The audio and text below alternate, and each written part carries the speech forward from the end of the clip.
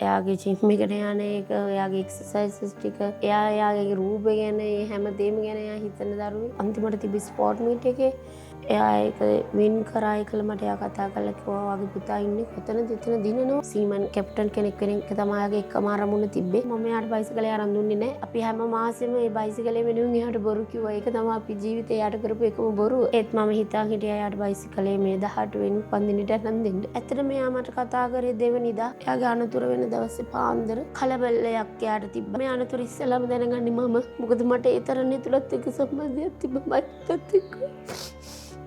සිමිගෙනෙක් දැනගන්න ඒක දැනගන්නේ මම. සමාජ මාධ්‍යවල හරියට එයාට නින්දා අපහාස කරා. ඒක දරා ගැනීමට අපහසුයි. මොකද මම දන්නවා මගේ දරුවා කවුද කියන එක. මේ බිග් මැච් එකේ රාජකාරී සඳහා යමින් සිටියේදී ඔබේ දරුවාත් ඔහුගේ අඹයහළුවත් දෙවනදා එකම තැන මිය යනවා.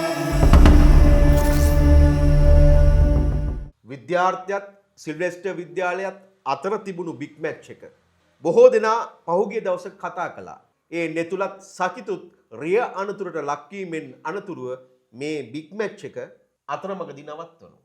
මේ රිය අනතුර පිළිබඳව රටක් කතා කළා. එහිදී යතුරු පැදිය පැද වූ නෙතුල ගැන Tamanගේ අම්මා විදේශීය රටක ඉඳලා මුහුණුපතට යම් වීඩියෝවක් එකතු කරනවා. මේ අඹ යහළුවන් දෙදෙනා මිය ගියේ කොහොමද? ඒ වගේම නෙතුලගේ ජීවිත කතාව කුමක්ද? ඒ පිළිබඳව අද කතා කරන්න අපි ආවා මහනුවරට. මේ ඉන්නේ නෙතුලගේ ආදරණීය අම්මා. අතිශය සංවේගී අවස්ථාවක්. නමුත් මේ දැනුවත් කිරීම අත්‍යවශ්‍යයි. ඒ නිසා අපි කතා බහ ආරම්භ කරමු. නෙතුල කියන්නේ හරිම සංවේදී දරුවෙක්. ආදරණීය දරුවෙක් එයා. එයාට ඇත්තටම කිසිම ભેදයක් නැතුව මිනිස්සු ආශ්‍රය කරන දරුවෙක් එයා. එයා කිසිම වෙලාවක මිනිස්සුන්ව මානින කෙනෙක් නෙවෙයි. ඒ කියන්නේ එක මට්ටම් වලින් ආශ්‍රය කරන කෙනෙක් නෙවෙයි. එයා හැමෝටම එක වගේ, හැමෝටම ආදරේ. ඒ වගේම කීකරුයි. එයා කිසිම දවසක කිසිම දෙයක් මගෙන් අහන්න නැතුව කරන දරුවෙක් නෙවෙයි එයා. එයාගේ හැම වැඩක්ම කරන්න කලින් එයා මගෙන් අහනවා. එයාගේ අත්තම්මෙන් අහනවා. එයාගේ අපච්චි දැනුවත් කරනවා එයා. අයියාට කියනවා. එහෙම එයාගේ අත්තම්මා එපා කිව්වොත් අත්තම්මා කියන එයාගේ අනිවාර්යෙන්ම මම්මිගෙන් අහන්න කියලා. එයා කාගෙන් අහලා කවුරු මොනවා කිව්වත් එයාට ඒ අවසානයේ එක මගෙන් ඒක එයාට කියන්න ඕනේ නැතුව එයා කිසිම දෙයක් කරන කෙනෙක් නෙවෙයි. එහෙම දරුවෙක් එයා ඉගෙනගෙන දක්ෂ පුංචි කාලේ ඉඳන්ම එයා අවුරුදු 2 ඉඳන් තමයි ක්‍රීඩා කරන්න පටන් ගත්තේ. කාල්ටන් පෙරපාසලෙන් තමයි එයා ඒ පන්නරේ ගත්තේ එයාට. එයා අවුරුදු 2යි මාස 3න් තමයි එයාව අපි කාල්ටන් එකට දැම්මේ. එදා ඉඳන් මේ වෙනකම්ම එයා ඇත්තටම දක්ෂ. මට කියන්න දෙයක් නැහැ. ඒ කියන්නේ එයා අපිට කිසිම යාගේ අඩුපාඩුවක් තිබෙන්නේ නැහැ ඇත්තටම. ළමා කාලේ කොහොමද ගෙවුනේ? ළමා කාලේ එයා කාල්ටන් පෙරපාසලෙන් තමයි ඉස්සෙල්ලාම පන්නරේ ලබා ගත්තේ. කාල්ටන් පෙරපාසලේ අවුරුදු 3ක් හිටියා. ඒ අවුරුදු 3ේම එයා තමයි පෙරපාසලේ එයා තමයි පළවෙනි බැච් එක එයා. දැනටත් එයා ප්‍රසිද්ධ චරිතයක් ඒ කාල්ටන් පෙරපාසලේ. එයා තමයි කැපීම් වෙන දක්ෂතම සිසුවා. එයා ඒ නිසා හරිම ප්‍රසිද්ධ වුණා ඒ කාලේ ඉඳන්ම. එයා කරාටි ප්ලේ කරා. එයා ඒ පෙරපාසලෙත් හැමදේම ඉතින් අපිට කියන්න දෙයක් අපිට එයාට කියලා කරවන්න දෙයක් තිබෙන්නේ නැහැ ඇත්තටම. එයා ඒ හැමදේම අපි එයාට කරන්න කලින් එයා කරපු කෙනෙක්. එහෙම තමයි ඊට පස්සේ අපි ආව කාල්ටන් පෙරපාසලෙන් පස්සේ අපි මහනුවර සිල්වෙස්ටර් විද්‍යාලයට තමයි ආව ඇතුළත් කරේ. එතන ඉඳලත් ඉතින් එයාට අපිට දෙයක් එයාට මේක ඔයා කරන්න කියන එක කියන්න ඕනකමක් තිබෙන්නේ නැති දරුවෙක් එයා. එයා 5 වසර ශිෂ්‍යත්වයේ පාස් වුණා. ඊට පස්සේ එයා ඉංග්‍රීසි මාධ්‍යයෙන් තමයි ඉගෙන ගත්තේ. ඒකල්ල එයා සාමාන්‍ය පෙළ A8යි B1ක් අරගෙන සමත් වුණා. එයා උසස් පෙළට ගණිත අංශයෙන් තමයි සිල්වෙස්ටර් විද්‍යාලයේ ඉගෙන ගත්තේ. පාසලේ ගුරුවරු එයාට කිව්වේ එයා හදවතේ දරුවා කියලා. මට කියලා තියෙනවා ගුරුවරු පෞද්ගලිකවම ඕනම ගුරුවරයෙක් ඇහුවොත් ඒ සම්බන්ධයෙන් මං හිතන්නේ කියයි මේ ඉන්නේ අනාගත දුස්තර කෙනෙක් කියන එක තමයි ගුරුවරු කිව්වේ. එනකොට එයාට උවමනාවක් තිබ්බේ නෑ මේ සයන්ස් පැත්තෙන් යන්න. එයාට ඕන වෙලා තිබ්බේ මැත්ස් පැත්තෙන් යන්න. ඒ නිසා තමයි ওই ගණිත අංශය තෝරගන්න හේතුව. ක්‍රීඩාවටද ඉගෙනීමටද එයා ඇත්ලටික් කරා, කික් බොක්සින් කරා. කරේ නෑ කියන්න දෙයක් නෑ. ඇත්තටම හැමදේම කරා. 5 වසරේ ඉඳලා එයා පාසල විශ්වනායක ජූනියර් බෝඩ් එකේ හිටියා. ළඟම ආශ්‍රය කළ ඔබ යාළුවා සජිත්.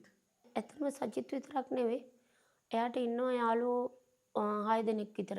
ඒ කට්ටිය ඇත්තටම ඒ ඔක්කොම මැංගෝ ෆ්‍රෙන්ඩ්ස්ලා තමයි. එයාලගේ එක්කෙනෙක්වත් මේ වෙනසක් නැහැ. ඒ 6 දෙනා විතරම එකටම තමයි යාලා හිටියේ. ඒ කියන්නේ යාට එක්කෙනෙක් මෙයා තමයි ස්පෙෂල් කියලා නෑ. ඒ 6 දෙනාම එකම සමානව යාලා හිටියා. නෙතුල හැදී වැඩුණේ ආච්චි අම්මා ළඟ. ඔව් ඇත්තටම අපි හිටියේ අපේ අම්මලත් එක්ක. ඊට පස්සේ මගේ රැකියාවෙන් මට විදේශගත වෙන්න අවස්ථාවක් හම්බෙනවා. ඊට පස්සේ මම විදේශගත වෙනවා. එතකොට එයා හිටියේ එයාගේ අත්තම්මයි සීයයි එක්ක. එයාගේ අයියා විශ්වවිද්‍යාලේ ඉන්නේ. එයාගේ අප්පච්චිත් හිටියා. ඒ වුණාට එයා හිටියේ මගේ අම්මයි අප්පච්චි එක තමයි. පාසලේ අධ්‍යාපන කටයුතු වගේම විෂය බාහිර කටයුතු වලටත් ඔහු මුල් තැන දුන්නා. අනිවාර්යෙන්ම එයා මුල් තැන දුන්නා. එයාගේ ස්පෝර්ට් මීට් හැම දෙයකම එයා හවුස් කැප්ටන් වෙලා අන්තිමට තිබි ස්පෝර්ට් මීට් එකේ එයා ඒක වින් කරා. ඒකල මට එයා කතා කරලා කිව්වා වගේ පුතා ඉන්නේ කොතනද එතන දිනනවා.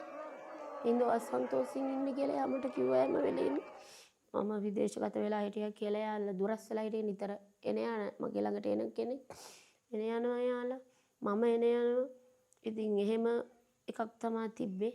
ඊට පස්සේ තමයි යා මට කිව්වා අම්මේ සර් මට ඉන්වයිට් කරනවා ඇප්ලිකේෂන් එක දාන්න. ඔයා වගේ දක්ෂ දරුවෝ කොහොම හැංගිලා ඉන්නවට කැමති නෑ කියලා. ඒ නිසා තමයි ඊට පස්සේ මම කව පුතේ ඔයාට දෙකම එක්සෑම් එකයි ඔයාගේ ෆ්‍රීපෙඩ් දෙකම ඔයාට බැලන්ස් කරගන්න පුළුවන් නම් ඔයා කරන්න කියලා. ඊට පස්සේ ආයි ඉතින් ඒක කැමැත්තෙන් මෙයා ඒක කරා. වෙනත් දරුවෝ තමන්ගේ දෙමෝපියන්ගේ ඇසුර නැති වුණු තැන මත්ද්‍රව්‍ය වෙත යොමු වෙනවා. ඒ වගේම විශේෂයෙන්ම නීති විරෝධී වැඩ සඳහා යොමු වෙනවා. එහෙම දරුවෙක් නෙවෙයි මේ. කවදාවත් නැහැ. ඇත්තට මෙහෙම එයා ගැන එහෙම ඒ ගැන කතා කරන්නත් මම අකමැතියි. මොකද මගේ දරුවා එහෙම නෙවෙයි කියන්න මම විතර නෙවෙයි මම දන්නවා මුළු මහත්තයා ආශ්‍රය කරපු සමාජෙම දන්නවා මගේ දරුවා කොයි වගේ දරුවෙක්ද කියලා. ඇත්තටම එහෙම එයා දෙමෝපියන්ගේ ආශ්‍රයෙන් ඈත් වෙලා හිටියා කියන්න බෑ. එයාගේ අවසාන මොහොතට කලිනුත් එයා මයිත් එක්ක කතාවක හිටියේ. පැයකට විතර කලිනුත් එයා මට කතා කරලා තමයි එයා ගෙදරින් එළියට ගියේ. එතකොට එයාගේ අප්පච්චි, එයාගේ අත්තම්මා, එයාගේ සීයා, එයාගේ අයියා, එයාගේ පුංචි, එයාගේ බාප්පා ඒ ඔක්කොම ඇසුර හැදිච්ච කෙනෙක් එයා. ඒ කියන්නේ එයාට එහෙම වරදක් කරන්න තරම් අවශ්‍යතාවයක් තිබ්බවත් වරදක් කරන්න තරම් අවස්ථාවක් තිබ්බවත් දරුවෙක් නෙවෙයි එයා. එයා ඇවිල්ලා මේ අපි හැමෝම මැද්දේ හැදිච්ච දරුවෙක් විසක් එයා විසිරිලා හැදිච්ච දරුවෙක් නෙවෙයි. එයා අපේ අත්තරේ මැද හිටපු දරුවෙක්. ඒ කියන්නේ අපෙන් ගිලිච්ච දරුවෙක් නෙවෙයි එයා. එයාගේ අප්පච්චි ගොඩක් ප්‍රසිද්ධ කෙනෙක් සමාජේ. එයාට කිසිම අවස්ථාවක හම්බුනේ නැහැ පුංචි වරදක්වත් කරන්න තරම්. එයා ඉන්නේ කොතනද ඒක අපි නිරන්තරයෙන්ම එයා ඉන්න තැන එයා නොකියුවත් අපි දැනගෙන හිටියා. අපි එහෙම සම්බන්ධයක් තියාගෙන තමයි අපි මේ ආවේ. නැත්තම් අපිට ඔච්චර දුරක් එයාව ගේන්න බෑ. ඔහුගේ බලාපොරොත්තුව බවට පත් වුණේ මොකක්ද? ඇත්තටම එයාට උනේ සීමන් කැප්ටන් කෙනෙක් වෙන එක තමයි එයාගේ එකම අරමුණ තිබ්බේ. ඇත්තටම එයාට ඒ අරමුණ තිබ්බේ මේ සාමාන්‍ය පෙළ උසස් පෙළ ලියන කාලේ නෙමෙයි. එයාට තේරිච්ච දවසේ ඉඳන් එයා කිව්වේ මට ෂිප් එක යන්න ඕනේ කියන එක තමයි. එයාගේ හැම බර්ත්ඩේ කේක් එකක්ම උනේ ෂිප් එකක්. එයාගේ දැන් මේ 18 වෙනි බර්ත්ඩේ කෙනවා තව මාස දෙකකින්. එයාට අවුරුදු 18 සම්පූර්ණ වෙනවා. ඒ වෙනකම් එයාගේ හැම බර්ත්ඩේ කේක් එක පවා උනේ ෂිප් එකක්. මොකද එයාට තිබ්බ එකම අරමුණ උනේ ඒක. එයාට වෙන කිසි දෙයක් එයාගේ ඔළුවේ තිබ්බේ නැහැ. එයාගේ එකම අරමුණ උනේ ඒක. අරමුණක් වෙනුවෙන් වැඩ කළ දරුවෙක්. අනිවාර්යෙන්ම. මොකද නැත්තම් මං එයාගෙන් ඇහුවා පුතේ මං කැමති ඔයා බයෝ කරනවට ඔයා කැමතිද ඒක වෙනස් කරන්න කියලා. අගෝ අම්මේ මම මේක කරාට කැමති නැද්ද අම්මි කියලා කිව්වා. මං කිව්වා හරි කමක් නැහැ කියලා. එතන මං ආඩුව පුතේ අපි උසස් පෙළ ලියන්න එහෙට යන් කියලා අපි එහෙට යන් උසස් පෙළ ලියන්න කියලා එයාට මම කිව්වා. එයා කිව්වා බෑ අම්මි මට මෙහෙ ඉඳලා මේ අවුරුදු 2 මේක කරලා ලංකාවේ ඉඳලා කරලා මට ඒකට යන්න තමයි ඕනකම තියෙන්නේ කියලා. ඒ නිසා තමයි අතර මෙයා මෙහෙ ඉගෙන ගත්තේ අන්තිම අවුරුදු 2. නෙතුලගේ වැඩිමහල් සහෝදරයා විශ්වවිද්‍යාල දරුවෙක්. ඔව්. හොඳ පාරක ගිය දරුවෙක්. එයා ඒ පාරෙම තමයි නෙතුලත් යන්නේ හිටියේ. අනිවාර්යෙන්ම මගේ එයාත් සිල්වෙස්ටර් විද්‍යාලය ශිෂ්‍යෙක්. එතකොට එයා කැපී පෙනෙන ශිෂ්‍යෙක්. එයා අන්තිමටම විද්‍යාලයෙන් ඉවත් වෙද්දී ඒ පාසලේ ඩිපියුටි හෙඩ් රිෆෙට්. එයාගේ අයියා හරි විතුල. එතකොට අයියට එයාටයි තිබ්බෙත් එහෙම සම්බන්ධයක් ඒ දෙන්න අතරේ කවදාවත් ගැටුන්නේ කවදාවත් අපිට ඒ දෙන්න රණ්ඩු වෙනවා අපි දැකලා නැහැ ඇත්තටම. දැන් එයා විශ්වවිද්‍යාලේ දෙවන වසරේ සිසුවෙක්. නෙතුල නිතරම පාහේ ගුණාත්මක ප්‍රමුඛතාවෙන් ඉහළ ඇඳුම් ආයිත්තම් අඳින්න පුරුදු වෙලා හිටියයි කියලා රිවිතුල ඔහුගේ සහෝදරය අපිට කිව්වා. ඒක එයා පුංචි කාලේ නම් මෙහෙමයි. ඉතින් එයාට ඒක ඉතින් ඇත්තටම ඒක කතා කරන්න ඕනද මන් දන්නේ නැහැ. ඒත් ඒක ඇත්ත කාරණාවක්. එයාගේ අයියත් ඉතින් ඇත්තටම මෙහෙම තමයි. ඒක ඉතින් අපෙන් ආව දෙයක්ද එයාගෙන් ආව දෙයක්ද ඒක අපි අතරේ තිබ්බ දෙයක්. ඉතින් එයා හොඳ බ්‍රෑන්ඩඩ් ඇඳුම් ඇන්දේ. එයා එහෙම නැතුව කිසිම දවසක ඇඳුමක් ඇන්දේ නැහැ. එයාට එහෙම එකක් තිබ්බා. එයාට ඇත්තටම ඒ පිළිබඳ එයාට තිබ්බා ලොකු. එයා ඒව මේන්ටේන් කරා. ඇත්තටම එයා එයාගේ කැරක්ටර් එක මේන්ටේන් කරා. එයාට ඕනකම තිබ්බා එයාගේ කැරක්ටර් එක මේන්ටේන් කරන්න. එයා ඉතින් ඒක කරා. ඒකට එයාට ඇඳුම පැළඳුමත් අත්‍යවශ්‍ය දෙයක් නේ කැරක්ටර් එක මේන්ට් කරනවා කියන්නේ. ඉතින් එයා ඒක කරා. එයා එහෙම තමයි ඇඳි පැළඳේ. එයාගේ රූටින් එක කෑම බීම එයාගේ ජිම් එකට යන එක එයාගේ එක්සර්සයිසස් ටික එයාගේ රූපය ගැන හැමදේම ගැන එයා හිතන දරුවෙක්.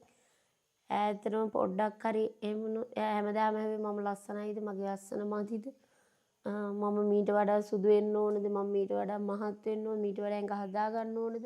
මොකද එයාගේ අරමුණ වෙලා තිබ්බ එයාගේ අර හීනෙට යන්න එයාට ඕන වුණා ඒ හැමදේම සම්පූර්ණ කරගන්න. ඒ නිසා තමයි ඒ විදියට එයාව මේන්ටේන් කරේ. එයා හැමදේම කරා. එයා දවසට බොන වතුර ටික එයා පළතුරු ටික එයා හැමදේම ඉතින් එයාගේ අත්තමත් එක්ක එකතු වෙලා එයා ඒව හරියටම එයාට කියලා කරගත්තා. ක්‍රීඩාවට ඉගෙනීමට ඒ වගේම දෙමව්පියන්ට මනා සැලකිල්ලක් දැක්වූ දරුවෙක් බවට පත් වුණා. අනිවාර්යෙන්ම එහෙමයි කියන්නේ. අපි අතරේ මොන දේ තිබ්බත් එයා දන්නවා කොහොමද කතා කරන්න ඕනේ. ඒක මොකද්ද එතෙන් එයා කතා කළ යුත්තේ කොමක්. සාමාන්‍යයෙන් අපි එහෙමයි අපි තනි කතා කරන කට්ටිය නෙමෙයි. අපි ඔක්කොම එකටයි කතා කරන්න ඕන දෙයක් අපේ පවුලේ තියෙන. එතකොට එයා ඒකට දන්නවා එයා දෙන්න ඕනුත් එයාට එහෙම ඒ තරම් එයාට අවබෝධයක් තිබ්බ දරුවෙක් එයා. නෙතුල රියදුරු බලපත්‍රය ලබා ගැනීම සඳහා ඉල්ලුම් කළ කෙනෙක්. ඔය රියදුරු බලපත්‍රය ලබා ගන්න ඉල්ලුම් කරලා එයාගේ එක්සෑම් එක පාස් වෙලා මේ එයාට ධාවනය කරන්න අවසරය තියෙන කෙනෙක්. ගෙදර නෙතුලටම වෙන් වුණ බයිසිකලයක් තිබුණාද? යතුරු පැදියක්? ඇත්තටම නැහැ. නෙතුලටම බයිසිකලයක් තිබ්බේ නැහැ. නෙතුල හැමදාම මගෙන් බයිසිකලයක් ඉල්ලුව දරුවෙක්. එයාටත් තිබ්බා ඒ වයසේ දරුවන්ට තියෙන ඒ ආසාව. ඇත්තටම එයා නාම යොවුන් වියේ දරුවෙක්.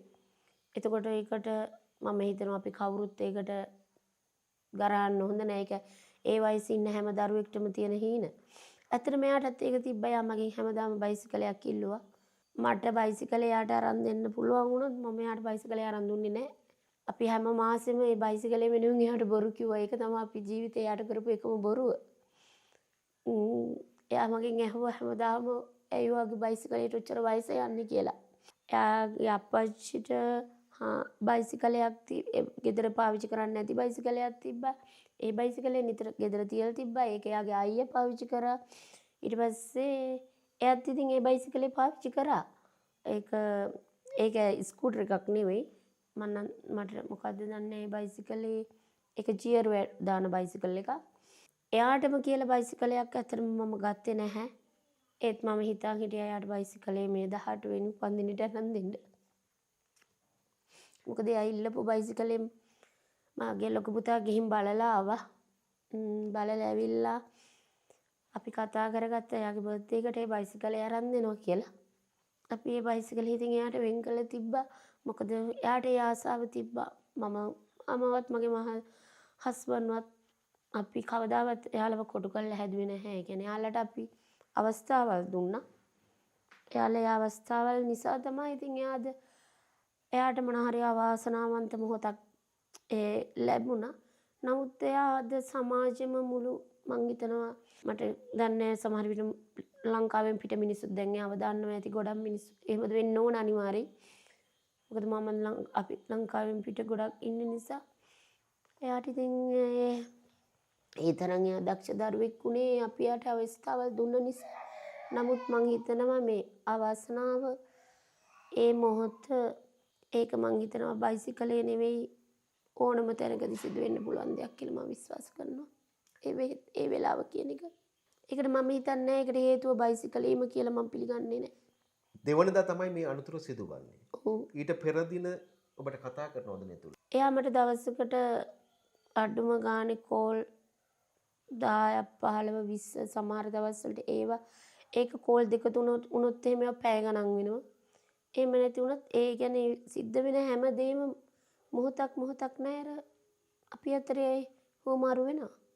නෙතුල අවසන් වශයෙන් ඔබට අමතා මොකද්ද කියන්නේ? ඇත්තටම එයා මට කතා කරේ දෙවනිදා. එයාගේ අනතුර වෙන දවසේ පාන්දර. මට එහෙට පාන්දර එයා ගෙදරින් යන්න කලින් මට කතා කරේ ඇත්තේ කියලා මං හිතුවා. නමුත් එයා හිටියේ හරිම කලබලයක් එයාට තිබ්බා. ඒ කියන්නේ එයාට මම හිතන්නේ එයාට වෙලාව සම්බන්ධයෙන් මොන හරි ගැටලුවක් තිබ්බා. එයා කලින් දවසේ මට කිව්වා මෙහෙම මට ඩියුටි 6 වෙද්දී ඔන් වෙන්න ඕන ග්‍රවුන්ඩ් එකේ කියලා. අපි යනවා අම්මී මෙහෙමයි කියලා. ඒ විස්තර මට කලින් කියලා එදා රෑ කියලා තිබ්බේ. උදේ කතා කරද්දී එයා කිව්වා අම්මී මට දෙන්න පොඩි වෙලාවක් මට විනාඩියක් දෙන්න මං අම්මිට ආපහු කතා කරන්නම් කියලා. ඒක තමයි එයා මම කවාරිමයි පුතා පරිස්සමෙන් කියලා. ඒක තමයි එයා මට අන්තිමට කතා කරේ දෙවෙනිදා පාන්දර. මේ ගෙදරින් තමයි නෙතුල පිට වී යන්නේ. ඔව්.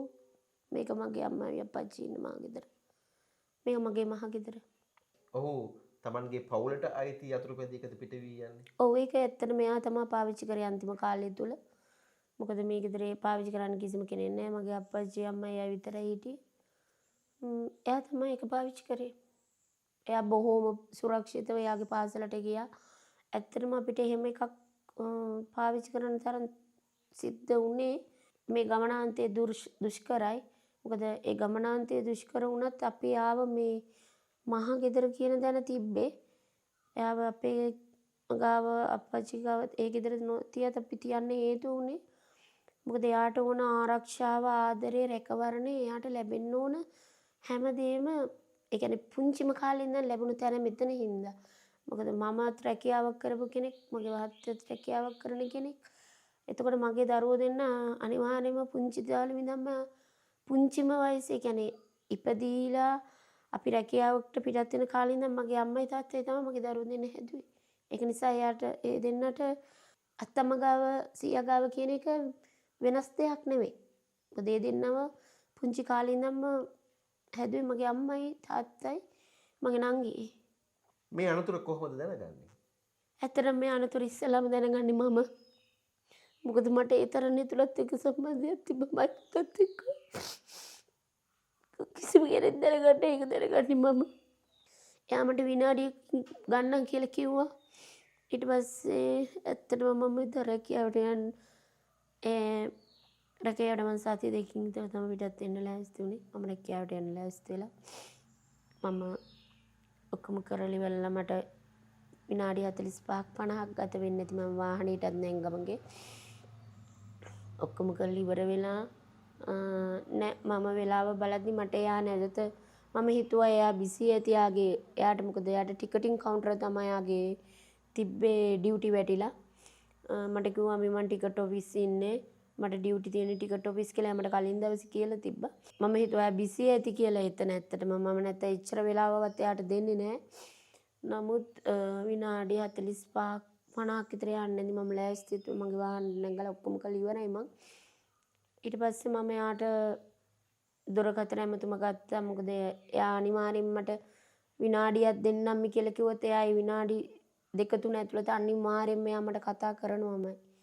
ඒ කතා නොකරපු හේතුව මට ප්‍රශ්නයක් වුණා.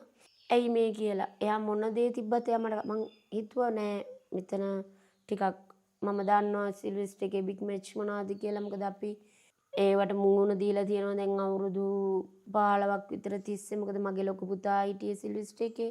ඊට පස්සේ මගේ පොඩි පුතා ඉතින් අපි ඒවට සහභාගී වෙලා තියෙනවා. ඉතින් අපි දන්නවා මොන තරම් එතන කාර්යබහුල තැනක්ද කියලා. ඒකෙන්ද තමයි මම මේ පොඩ්ඩක් බලාගෙන හිටියා. නමුත් ඒත් මම විනාඩි 40 යද්දි මම එයාට කෝල් කරා. ඇත්තට මේ වෙලාවේ මම ෆෝන් එක ආන්සර් කරේ වෙනත් කෙනෙක්. ඊට පස්සේ මම හිතුවා එයා බිසි ඇති කවුරු හරි මේ එයාගේ හෙඩ් ෆ්‍රිපෙට් බෝඩින් හරි කවුරු එයාගේ යාළුවෙක් කර වෙන්නද කියලා මං. නමුත් ඒ කතා කරපු කෙනා ඇහුවා අම්මා නේද කියලා. මං ගෝ ඔව් කියලා. ඊට පස්සේ කිව්වා මගේ පුතා මෙහෙම නම අහලා කිව්වා මගේ පුතා ඉන්නේ වෝඩ් එකේ මේ ICU එකේ. ඇවිල්ලා බාර ගන්න කියලා තමයි මට කිව්වේ. මට දැනගන්න හම්බුනේ ටික විතරයි.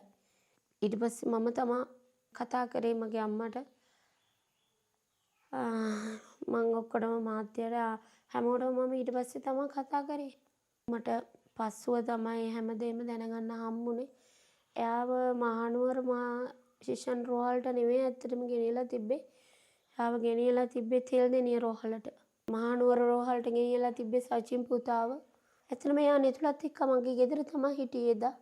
ඒ දෙන්නම එකට තමයි මගේ ගෙදරින් පිට වෙලා ගිහින් තිබ්බේ. මොකද ඒ පුතාලා එයාගේ යාළුවෝ නිරන්තරයෙන්ම මගේ ගෙදර ඉන්න කට්ටිය. අප්පන්ගේ අම්මත් එක්ක එයාගේ යාළුවෝ එනවා.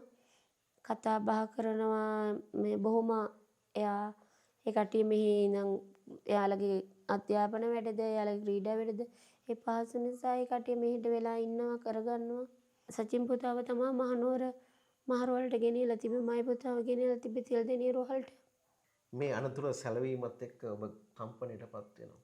Tamanගේ දෙවන දරුවා අනිවාර්යයෙන්ම මට දරුවෝ මම විශ්වාස කරනවා මිනිස්සු කියන්නේ මිනිස්සු එක්කෙනෙක්ට වෙන්න පුළුවන් එක්කෙනයි කියන එක මම ජීවිතේ හැමදාම විශ්වාස කරන දෙයක්.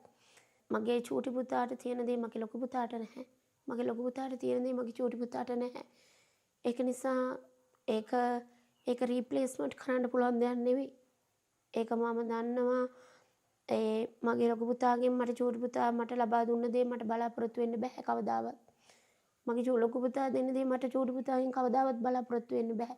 ඒක නිසා ඒක ඇවිල්ලා ඒ කම්පණයේ ඒක මන් දන්නේ මොකද එයාට පුංචිම එම්බිරිස්සාව තුවාලෙට පවා මම හරි කලබලයි මං දන්නේ ඇයි කියන එක. ඉතින් ඒ එහෙම වුණත් එයාගේ අත්නමසීයයි එයාගේ අයියා කැම්පස් එකේ ඉඳන් පවා මෙහෙන වෙලාවල් තිබ්බා යාගේ. පස්සේ එයා හැමෝම එකතු වෙලා අපි මේ ඒ වෙනුවෙන් මේ වෙන අවස්ථාවක එයා ICU එකේ කියන එක මට කොහොමත් ඒක දරා ගන්න පුළුවන් දෙයක් නෙවෙයි. ඇත්තට මේක මම දන්නේ මේ මොහොතේ ඉඳන් මොකද්ද කියන එක. දැඩි කම්පණයටපත් වීමත් එක්ක ඔබ ඇද වැටෙනවා. මට ඒක කිව්ව වෙලාව මගේ දුරකථනයෙන්ම මම මගේ එයා ටිකට් එක බුක් කර ගන්නවා. බුක් කරගෙන මම ඒ වලම පිටත් වෙනවා. ඇත්තටම මට ෆ්ලයිට් එක තිබ්බේ මං හිතන්නේ ඩුබායි වෙලාවෙන් එක්ක 10:45 වගේ මං එනවා මං එයාපෝට් එකට. ඒකල්ලි වල මගේ ෆ්ලයිට් එක ඩිලේ වෙනවා මං හිතන විදිහට. මට 10:45 ෆ්ලයිට් එකේ මට එන්න බැරි වෙනවා. ඊට පස්සේ මම ඉන්නවා ඩුබායි වල. මම ලොන්ජ් එකේ ඉද්දි තමා මේ වෙන සිදුවීමුත් එක්ක ඊගාවට මම දකිනවා සමාජ මාධ්‍ය හරහා සංසරණය වෙනවා මේක ඉතාමත් ඉක්මනින්. එතකොට මට ඒක ඇත්තටම මේක දරාගන්න මම බොහොම මට මොකද මම දන්නවා මට ට්‍රයි කරන්න අවස්ථාව හම්බ වෙන්නේ නැහැ ඊගාවට මගේ තත්ත්වය බරපතල වුණොත් මට ඒ අවස්ථාව දෙන්නේ නැහැ. ඒක නිසා මම හරිම ඒක බුදුම ධෛර්යයකින් මට මොකද මම ડોක්ටර්ගෙන් ඇහුවා මට පුතාව කොහේ හරි රටකට ගෙනියලා හරි බේරගන්න පුළුවන්ද ડોක්ටර් කියලා. එයා කිව්වා ඔයා එන්න කියලා. ඉතින් මට විශ්වාසය තිබ්බා මගේ පුතා ICU එකේ ඉන්නවා කියන එක තමයි මගේ හිතේ තිබ්බ එකම බලාපොරොත්තුව. ඊට පස්සේ මම කොහොම හරි මම එයාපෝට් ඇවිල්ලා මම ලොන්ජ් එකට වෙලා ඉද්දි තමයි මට සිහිය නැති වෙලා වැටලා තිබෙන්නේ මම ලොන්ජ් එකේ ඉද්දි තමයි. ඊට පස්සේ ඇත්තටම මම කිසිම දෙයක් දන්නේ නැහැ. මං හැන්දෑවේ 4ට ඒ වෙනාවේ මං හිතන්නේ 4ට විතර තිබුණු ෆ්ලයිට් එකකට තමයි යාලා මාව මේ තිබ්බේ යාලා ඒ වෙද්දිත් මගේ මොකද මගේ දුරකථනය මම පාවිච්චි කරන්නේ මගේ මේ ඇද වැටීමට පෙර. ඊට පස්සේ මගේ දුරකථනය මම පාවිච්චි කරන්නේ නැහැ. එතනින් පස්සේ මං හිතනවා මම එහෙන් 4ට විතර තිබ්බ ෆ්ලයිට් එකේ වෙන්නේ නැති මම එන්නේ නැත්තේ කියන එක මට එමිරේට්ස් එකෙන් එමිරේට්ස් එකෙන් තමයි එයාලා මාව ඇත්තටම පරිස්සම් කරලා එව්වා. එයාලා ඉතාම සුරක්ෂිතව මට බෙහෙත් කරලා මාව ලංකාවට එයාලා අරන් ආවා. ඇවිල්ලා තමයි මාව ලංකාවේ එයාපෝට් එකේ අපේ ලංකාවේ ડોක්ටර්ට මාව බාර දෙන්නේ කට්ටිය. ඔබ ඔබගේ මූණු පොතට යම් වීඩියෝවක් එකතු කරනවා. ඔව් අනිවාර්යෙන්ම. ඒ ලංකාවට පැමිණෙන්නේ? නෑ ඇත්තට මේක මම කරන්නේ මිනිස් ලොන්ච් එකේ ඉඳලා. මම ඒ වෙලාවේ මම දැක්කා ඉතාමත් හරිම මේ නින්දිත විදිහට මේ සිදුවීම ගැන කතා කරනවා. ඒ කට්ටිය දන්නේ ඇත්තටම මෙයා උනේ මොකද්ද, ගියේ මොකටද, ආවේ මොකටද, මේ කවුද මොනවාද කියලා නොදැන අපිවත් දන්නේ නැහැ අපේ දරුවා මෙච්චර මේ අපේ ඇස්සට හිට දරුවා. ඒ දරුවා ඇත්තටම හිටියේ අපේ ඇස් යට. අපිවත් දන්නේ අපේ දරුවාට මොකද වුනේ කියන එක. තාමත් ස්ථීර දෙයක් තිබ්බේ නැහැ. මොකද මගේ ගෙදර හැමෝම සම්බන්ධ කරගද්දිත් මට එයාලා කිව්වේ එන්න ICU එකේ ඉන්නවා අපි මොනවා හරි කරමු කියන එකයි කිව්වේ. ඉතින් අපිවත් නොදැන සමාජ මාධ්‍ය වල හරියට එයාට නිନ୍ଦා අපහාස කරා. එයාලා බිග් මැච් ෆන් ගන්න ගිහින් මෙහෙමයි හරි ඒක මේ වගේ අපහසුතාවයකට පත් වෙලා ඉන්න වෙලාවක ඒක දරා ගැනීමට අපහසුයි. මොකද මම දන්නවා මගේ දරුවා කවුද කියන එක. ඉතින් එහෙම දරුවෙක්ට අනවශ්‍ය විදිහට අපහාස වෙද්දී ඒක මවක් විදිහට මට හරිම අමාරුයි ඒක මට දරා ගන්න. දරුවා වෙනුවෙන් අම්මා පෙනී හිටියේ නැත්තම් මං හිතනවා වෙන කෙනෙක් පෙනී ඉන්නේ නැහැ කියලා මේ ලෝකේ. ඉතින් මම හැම වෙලේම මගේ දරුවා වෙනුවෙන් පෙනී ඉන්න අම්මා කෙනෙක්. ඉතින් මං දන්නවා එයා කිසිම දවසක එයා එහෙම ඇත්තටම බිග් මැච් වලට එහෙම යන්න ඒ වෙලාවට යනවද කියලාවත් හිතන්න තරම් නොදැනුවත් මිනිස්සු තමයි මේ සමාජ මාධ්‍ය පාවිච්චි කරන්නේ. පාන්දර 5යි 10ට ගෙදරින් ගිය දරුවා ඒ වෙලාවට බිග් මැච් එක පටන් ගන්නවද කියලාවත් හිතන්න තරම් මන් දන්නේ බුද්ධිමත් භාවයක් නැති මිනිස්සු. අනතුරු සිදුවන්නේ කීයටද? ඇත්තටම අනතුර සිදුවෙච්ච වෙලාව ගැන මට අවබෝධයක් නැහැ.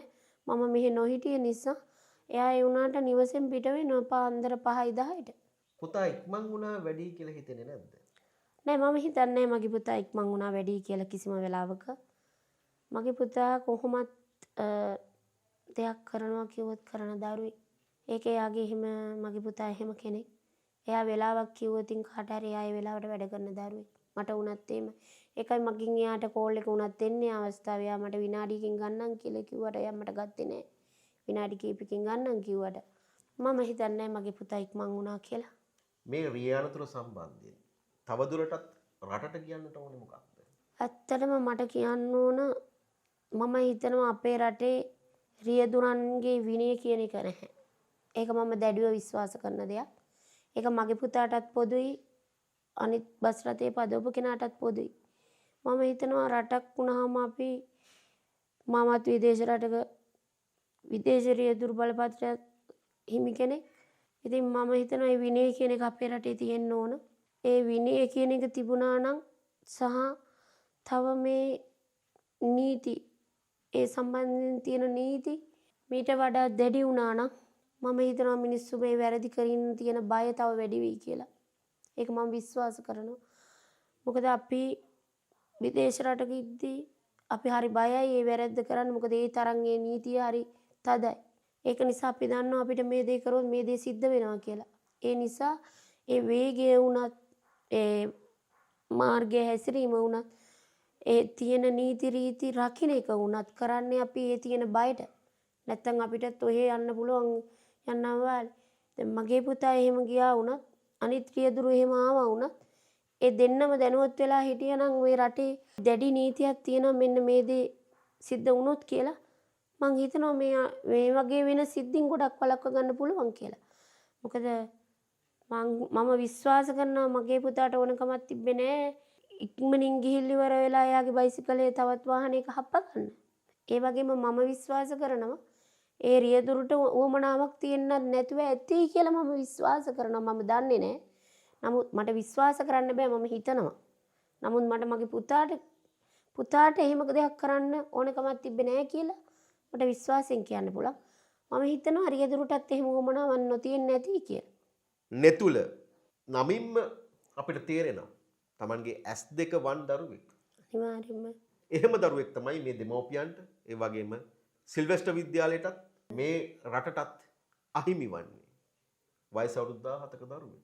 හැකියාව, දක්ෂතාවය, විනය මේ සියල්ලක්ම හරියාකාරව තිබුණු දරුවෙක්. නමුත් ඔහු තමන්ගේ ජීවිත ගමන නිම කරන්නේ දෙවනදා. තමන්ගේ දරුවා මිය ගියයි කියන වග ඒ වෙන විටත් තමන්ගේ තාත්තා දැනගෙන හිටියේ නැහැ. තමන්ගේ තාත්තා මේ අනතුර පසු කරමින් යමින් සිටියා. ඒ නිසා අපි නෙතුලගේ තාත්තත් එක්කත් මොහොතක් කතා කරන්න හිතුවා. රැකියාවට යමින් හිටියේ. අනතුරක් සිදු වූ බව දන්නවා. නමුත් මේ අනතුර සිදු වී තිබෙන්නේ තමන්ගේ දරුවාට කියලා ඔබ දන්නේ නැහැ. මේනේ කස්තුරි සුරංග මහත්මයා නෙතුලගේ තාත්තා. මොකද එදා වෙන්නේ? දෙවනිදා විද්‍යාර්ථ සාහිත්‍ය අතර බිග් මැච් එක තියෙනවා. ඉතින් ග්‍රවුන්ඩ් එකට එනවා කියලා දන්නවා. අපේ ගෙමල් තියෙන ආසන්නේ. නමුත් නෙතුල මර ගහයි පොත්තයි වගේ අත්තම්මගෙන් ගලවන්න බෑ කොයි වෙලාවෙත්. ඉතින් අත්තම්ම එක්කම තමයි. මෙහෙ තමයි මොකද එයාට තියෙන නිදහසත් එක්ක මෙහෙ පාඩම් කරන්න නිදහස එයාගේ යාළුවෝ ටික ඒ ඔක්කොමත් එක මෙතන පාඩම් කරනවා අධ්‍යාපන කටයුතු කරනවා නිදහසේ ඉන්නවා. මෙහෙ ඉඳලම තමයි ගිහින් ගියේ. ඉතින් රෑත් කතා කරා අපච්චි මම මේ වෙලාවට එනවා කියලා. එදා මම අපේ ආයතනයේත් විශේෂ වැඩමුළුවක් තිබුණා. ඒකට වෙනදාට වඩා කලින් යන්න වුණා. ඒ එනකොට අනතුරක් වෙලා තිබුණා මං ආපු මාර්ගේ. ඒ වෙලාවේ රථවාහන පොලිසිය අපි දන්න අඳුරන මිනිස්සුන් මේක දේ මාර්ගයේම යන නිසා ඉතින් ඒ වෙලාවේදී මං රථවාහන පොලිසිය අපේ අඳුරන නිලධාරි කෙනෙක්ගේ මගෙන් මල්ලි මොකක්ද අනතුරක් වෙලා තියෙන්නේ කියලා. ඒ වෙලාවේ තමයි කිව්වේ සිල්වෙස්ට්‍රේ කොල්ලෝ දෙන්නෙක් අයියා මෙහෙම අනතුරකට වුණා. ඒගොල්ලෝ ICU යවුවා කියලා. ඊට පස්සේ මම දුක් වුණා මොකද මගේ පුතාගේ ඉස්කෝලේ දුක් වෙලා මම බයිසිකලේ චුට්ටක් අයින් කරන්ට ඉස්සරහට යනකොට මේ මම දැක්ක මගේ පුතාගේ අනිත් යාළුවෝ දෙන්න පාරයින් ඉන්නවා. එයාට පිටිපස්සෙන් බයිසිකලේ ආවා. ඉතින් ඒ යාළුවෝ දෙන්නගෙන් තමයි මම මේ පණිවිඩය දැනගන්නේ. දැනගෙන මම ඇත්තටම මට ඒ වෙලාවේ රථවාහන අංශයෙන් කිව්වේ එක්කෙනෙක් ICU එකට යවුවා කියලා. ඒගොල්ලෝ ඇත්තටම දන්නේ නැහැ මගේ පුතාද. ඒගොල්ලෝ ඉතින් කොයි දරුවත් කොයි කාටත් පොලිසිය කියන්නේ එහෙම. ඉතින් මම විශ්වාස කරා ICU එකේ ඉන්නේ මගේ පුතා කියලා කියන්නේ. තමන්ගේ පුතා පණ පිටින් ඉන්නවා කියලා මම විශ්වාස කරා. මං ඉක්මනටම මහනුවර රෝහලට එනවා. ඇවිල්ලා බලපුවම ඇත්තටම සජිත් පුතා ICU එකේ හිටියා බෙඩ් එකේ. මම නැවත එහෙම තෙල්දෙනියට ගිහිල්ලා තමයි මගේ පුතාගේ මං ඒ යනකොටත් පරක් වුණා. මං විශ්වාස කරේ නැහැ. කවුරුත් මට කිව්වෙත් නැහැ. පුතාට ජීවතුන් අතර නැහැ කියලා. ඉතින් එහෙම තමයි අනතුර දැනගත්තේ මම. ඒ වෙලාවෙත් ගිහිල්ලා තෙල්දෙනිය මහ රෝහලේ ඒ වෙලාවේ හිටපු වෛද්‍යතුමා දෙපළක් හිටියා. ඒගොල්ලෝ සහ කාර්ය මණ්ඩලේ මම බොහොම සීරු මාරුවට පරිස්සමට ඒගොල්ලෝ මට මේක කිව්වා. ඒ නමුත් පියෙක් විදියට සහ විශේෂයෙන්ම ගුරුවරු කියන්නේ හදවතේ දරුවා. එතකොට දෙමාපියෝ දෙන්නගේ කොත නැත්. ඉතින් විශ්වාස කරේ තාමත් දරා ගන්න අමාරු ඒ වෙලාවේ වෙච්ච සිදුවීම.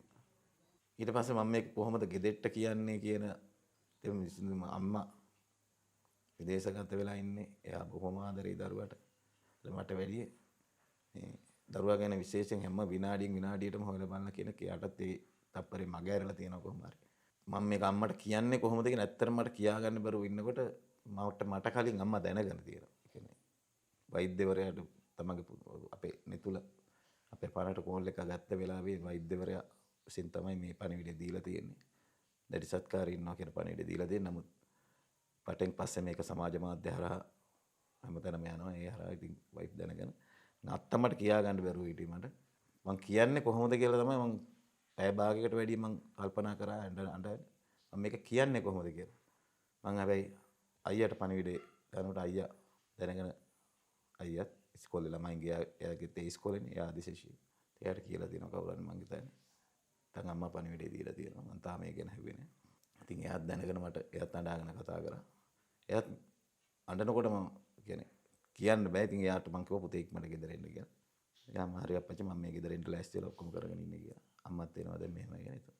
ඇත්තට මට කලින් ගෙදර මිනිස්සු දැනගෙන සහ මගේ හිතවතුන් සහ මගේ ඇතේ මිනිස්සුත් වටේ හිටපු මිනිස්සුත් දැනගෙන කොහොමත් මම හොස්පිටල් එකට යනකම් මට කිව්වේ නෑ ඒක. මොකද මං කලබල වෙයි කියලා. මොකද ඒ හැම කෙනාම දන්නවා මේ සමාජයේම දන්නවා මමත් බිරිඳ මේ දරුවන්ට මොන තරම් ආදරේද කියලා. ඒ නිසා ඒගොල්ලෝ හැම වෙලේම පරිස්සම් වුණා. අපේ විහිම්ම මේක දැකලා බලා ගන්න තුරු හරියටම අපිට නොකිය ඉන්න. මොකද අපි කලබල වෙනවා කියලා දන්නේ හින්දා. නෙතුලගේ සහ සචිත්ගේ අවසන් කටයුතු සිදුවන්නේ මහයියාව පොදුසුසාන භූමියේදී. බොහෝ පිරිසක් එකතු වෙලා හිටියා. මේ ගෙදරටත් බොහෝ පිරිසක් ආවා ගියා. ඔව් නෙතුලට මේ සමාජය තුල තිබ්බේ මේ අමුතු පිළිගැනීම. ඒ වගේ වයසක දරුවෙකුට ওই වයසේ දරුවෙකුට ප්‍රසිද්ධ පාසලක නගරේ ගොඩක් වෙලාවට හඬ දකින්න තියෙන්නේ බිග් මැච් එකකදී ගහගත්තා පාරතොට නැත්නම් ගෑනු ළමයි වෙන මොකක් හරි ප්‍රශ්නයක් හින්දා මොනවා හරි අඩදබරයක් වුණා කියලා. නමුත් නෙතුල කියන චරිතය එහෙම නෙවෙයි. නෙතුලට පාසල් ભેදයක් තිබුණේ නැහැ. විශේෂයෙන්ම මහනුවර නගරයේ තියෙන සියලුම ගැහැණු පිරිමි පාසල් වල එයාගේ සම වයසේ පන්තිවල සියලු දෙනා මිත්‍රයෝ සහ යහළු යෙහෙලියා. මොකද මෙයා එක පැත්තකින් එයා ඇත්ලටික් පූල් එකේ හිටියා. ද කැපී පෙනෙන දාවකෙක්. ඒ හරහත් එයාට ක්‍රීඩා බහරා මධ්‍යම පළාතේ ඉන්න බොහෝ සම වයසේ ක්‍රීඩිකාවන් එයාට ඇලුම් කරා. මොකද මේ ලස්සන ගොල්ලේ. කතා බහෙන් වුණත් හැම කෙනාටම හොඳයි. හිනාව දැක්කම ඕන කෙනෙක් වශී කරන හිනාවක් තිබුණා. ඒකත් එක්ක එහෙම තිබුණා. ඊට අමතරව ගුරුවරුන් පාසලේ දෙමාපියෝ ඒ හැම කෙනාම මේ නෙතුලට හරි ආදරය කරා. ගුරුවරු හැම කෙනාම විශේෂයෙන්ම මතක් කරන්නේ විදුහල්පතිගේ ඉඳලා. ඉතින් ඒත් එක්කම නෙතුලට මධ්‍යම පළාතේ වෙනම වයිබ් එකක් තිබෙගෙන එයාට වෙනම එයා වෙනම ආර්ට් එකක්. ඇත්තටම කිව්වොත් එහෙම මේ නෙතුල කියන්නේ බ්‍රෑන්ඩ් එකක් මහනුවර දිස්ත්‍රික්කේ. ඒ නිසා එයාට හොඳ යහළු මිතුරු ආදරයක් තිබුණා. ඒ නිසා තමයි එයාගේ යහළුව ගොඩාක් හැම කෙනාම එයාගේ යහළුවෙක් කෙනෙකුට ඒ යහළුවා තවත් 5-6 දෙනෙක් එක්ක තමයි මගේ දෙට එන්නේ. මගේ යාළුවා මම අනන්දුන කොල්ලා බලමු කියලා. ඒත් එක්ක මගෙත් යම්කිසි සමාජ වටපිටාවක් තියෙනවා. නිවේදකෙක් විදියට ලංකාවේ. හොඳ මිතුරු ප්‍රමාණයක් ඉන්න මට මිතුරු මේකෙදි ලොකු ශක්තියක් වුණා. ඉතින් ඒ හැම කෙනාම එකතු වුණා. ඒතකොට අම්මා සහ විශේෂයෙන්ම අයියා ආදි ශිෂ්‍යෙක්. ඒතකොට අයියාගේ කැම්පස් එක අයියාගේ ලොකු පුතාගේ ආදි ශිෂ්‍යෝ ටික උන්ගේ දෙමාපියෝ ඒගොල්ලෝගේ යහළු මිතුරු මේ ඔක්කොම එකතුන අපි පවුලක් විදිහට සමාජ පිළිගැනීමක් තියෙන පවුලක් අපි. මම ඒක ආඩම්බරින් කියනවා. ඉතින් ඒට අපි බලාපොරොත්තු අපේ තිබ්බ කියන්නේ අපේ ජීවිතේ සතුට තිබ්බේ නෙතුල ළඟ. ඒ වගේම සමාජ මාධ්‍ය ඔස්සේ බිග් මැච් මාධ්‍ය පිළිබඳව කතා කළා. බිග් මැච් අනතුරු ගැන කතා කළා. මේ අනතුරත් ඒ කෝණයෙන්ම බලලා සමහර උදවිය විවිධ අදහස් පළ කරලා තිබුණා. මේකට අපි බැනලා වැඩක් නෑ. හැබැයි මේ වෙනකොට අපේ ලොකු පුතා මේකට මැදිහත් වෙනවා. ඒගොල්ලෝ නීතිමය කටයුතු කරනවා මේ අනවශ්‍ය බොරු ප්‍රචාර කරපු මිනිසුන්ට. විශේෂයෙන්ම මමත් මාධ්‍යවේදියෙක් විදිහට මම දුක් වෙන්නේ නෑ. ඒ වගේ ඕනම ශ්‍රේෂ්ඨයක මනසින් සහ බුද්ධියෙන් බාල කොටසක් ඉන්නවා. ඒ කොටස හැම වෙලේම ඇත්ත පාගගෙන උඩට ගිහිල්ලා බොරුවක් හරි එමන් නැත්තම් මිනිස්සුන්ට කැමති නිවුසයක් මිනිස්සු බලන මිනිස්සු දකින්න මිනිස්සු කැමති කියන්නේ මේ බරදක් හරි මොකක් හරි පෙන්නපොත් ඒක වැඩිනේ බලනවා. ඒ වෙනුවෙන් ඒගොල්ලෝ මුදල් සෙවීම වෙනුවෙන් එහෙම දේවල් කරන්න පුළුවන්. ඉතින් අපි දුක් වෙනවා ඇත්තට මේගොල්ලෝගේ බුද්ධිය සම්බන්ධ ගැටලුවක් තියෙනවා. ඒක සොයා බැලීම. විශේෂයෙන්ම මම විශ්වාස කරනවා මේ මාධ්‍යයට මම මේක කියනවා මත් මේක කියන්න ගොඩක් උත්සාහ කරනවා.